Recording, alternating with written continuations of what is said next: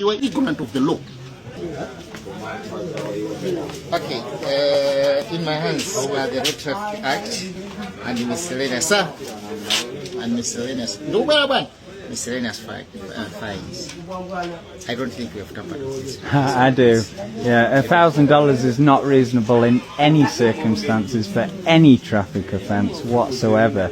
And everyone else at the other police stations agree with me. Everyone at this top end of town knows what you are doing to me. Everybody. So what am I Yeah, it stinks. It's causing a stink. Okay, now, do not talk to me again. You need to read me. Do not talk to me again because I'm becoming angry with you. Okay. I'm trying to tell you what we do. This is Malawi. This is my country, and I'm an examiner. I know what I'm doing. Okay. So $1,000 is reasonable. I'm talking to you. You listen to me. But in mzunguno wake 8 days ago, that's 2 weeks almost, then again the Charles travel. Akuti andi YouTube channel, andi Instagram, andi channel, TikTok. Yeah, mzungu amene ndithu wabwera poyera ndipo wapanga expose mmodzi mwa anthu ogwira ntchito ku think it should be road traffic or somewhere else. Yes, no wapanga expose ndipo akupemphaso kuti munthu amene yapangidwa expose kwambiri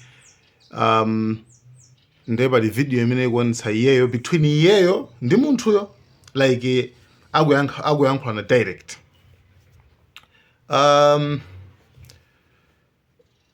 Pazifukwa zina I think video anthu mwaiona kwambiri. I think it should be TikTok wapi kuti akumutchula dzina.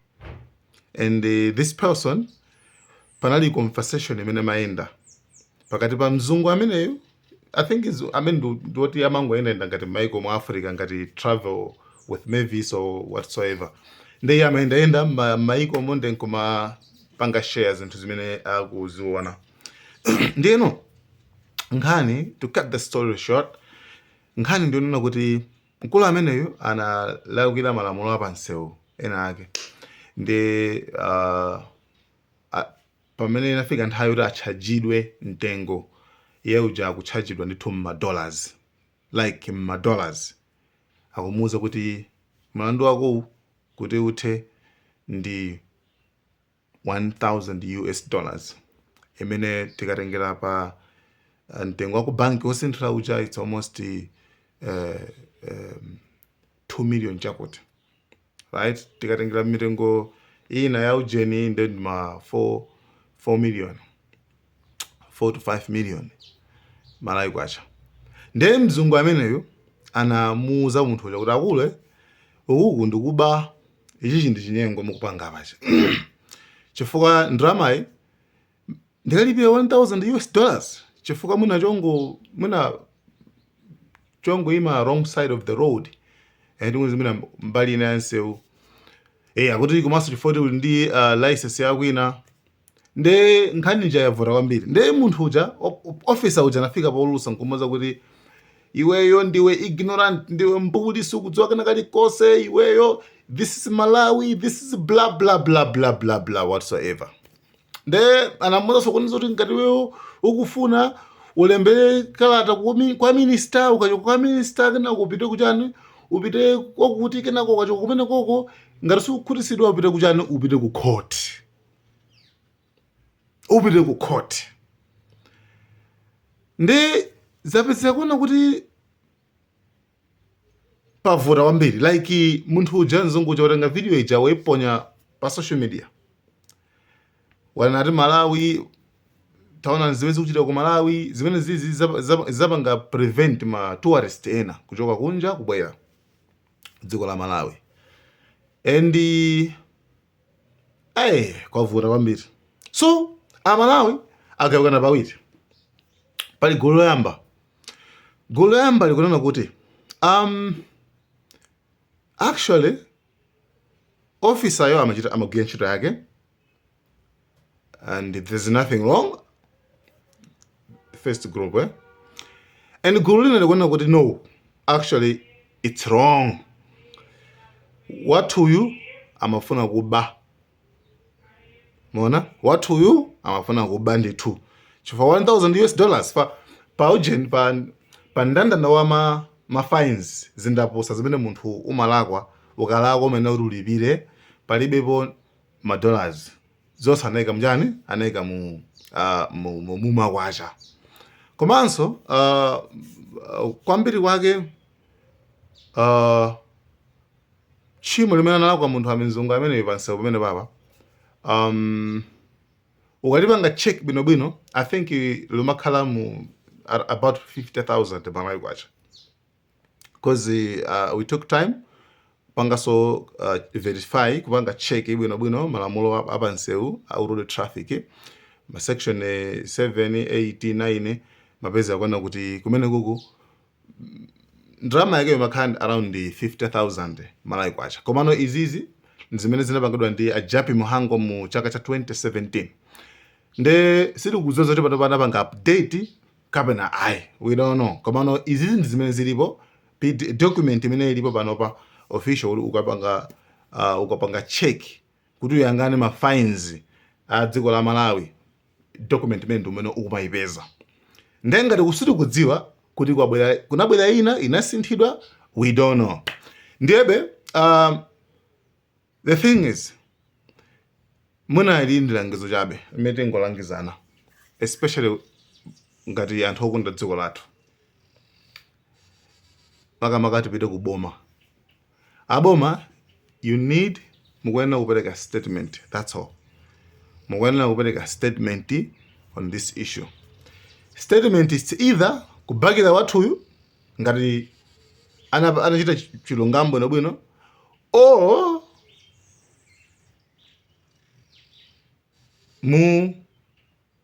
mupanga clarify I mean it's either kumubakira kapena simubakira you understand what I mean maiko osamapanga choncho chinthu chikalakwika especially ngati this issue fire apa ndi international ababa achinaona kuti ine ndikufalisa uthenga kwena kuti kose pa dziko lonse lapansi so it's very sensitive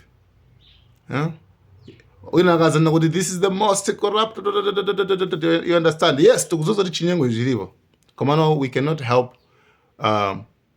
we cannot be the part of accepting it and leave it and at least tuvomereze kana kuti to fix it. You understand? We cannot be the part of spreading it and leave it. So we are just destroying our own identity. You understand? The issue is boma litruse statement on this issue. Boma, I mean, we are aware of the trending video. Amatero kuti tikudziwa za trending video mene ikuenda masamba anchezo kwanza di one of our officers blah blah blah blah blah komano this issue ndi ABCD timatero kumena chengu juda anthu apanga understand you understand komano kungozisiya yoncho ndikuti tikuononga tourism yathu everyone panopa that's why kumakhala tourism sector ndiyofunika kwambiri kuti anthu azibwera mudziko azitani that's why kuli mpakana kuli minister of tourism that's why kuli department imene iyi imapanga focus pa zimene zizo nde it's really sad kuona zoti zizi kuchitika ngati ku dziko langa koma siri kuonanso kuti they are clean siri kuona choncho yayi chinyengo inde chilipo ndithu yeah nde kumabe we need clarification we need clarity boma liunikire papele pachapo chifukwa anthu fe patoka tagawekana kale ena kuti ayi zungu akulakwitsa ena kuti ayi wathu sanalakwitse ena kuti wathu akulakwitsa you understand so yeah that's it so nzungu ndo ameneyo. The audacity of this guy to try and squeeze me for $1,000. Well, I'm sorry, Lloyd Bander. Your time has come. And I want everyone to see this video, to share it up and save the people of this community of Zomba City in Malawi. everyone that sees this video, I want you to share it all over the world, especially the locals, the local bus drivers that are protesting against it, the taxi drivers, and just the horrific environment that this guy brings to the community. Let's bring this guy down. I don't want him going to church on Sunday pretending to be the upstanding, educated officer. Somewhere in this guy's life, somebody has paid for his education in schooling, and he is the most educated officer I have met along this trip, potentially, academically, okay? But he has weaponized his education to use it to squeeze uneducated locals for money. And he has tried to do it for me for $1,000. I have been stopped over 500 times across my drive in Africa, and I've never been asked for more than $50. It's usually just a drink or a little bits and pieces, and I can understand that when people have starving children at home. But this guy is in the Mercedes game. He wants to buy himself a new gold watch, buy himself a Mercedes, yeah, and it's not just him. His department, his office are in on it too, because they have been showing me corrupt documents. These guys have been twisting the official government documents where it says the fine for international driver's permit. All the fines in the list are in Malawi and Kwacha, and this one fine, which is the fine that you could expect a tourist to potentially get, has been changed to US dollars. Anyone in this government watching this video needs to go through their office, turn it over, get those documents, bang these guys in jail for fraud and racketeering, okay, and extortion. Extortion may not seem like such a bad thing to some Africans because they live through it all the time, but in Europe it's one of the worst crimes you could ever commit, especially as an officer of the law, okay? Let's take this guy down now, okay? Share this up. There will be more reels following, 1, 2 or 3, just generally about corrupt cops in this area, but I'm going to focus on this Lloyd Banda particularly because he is just evil.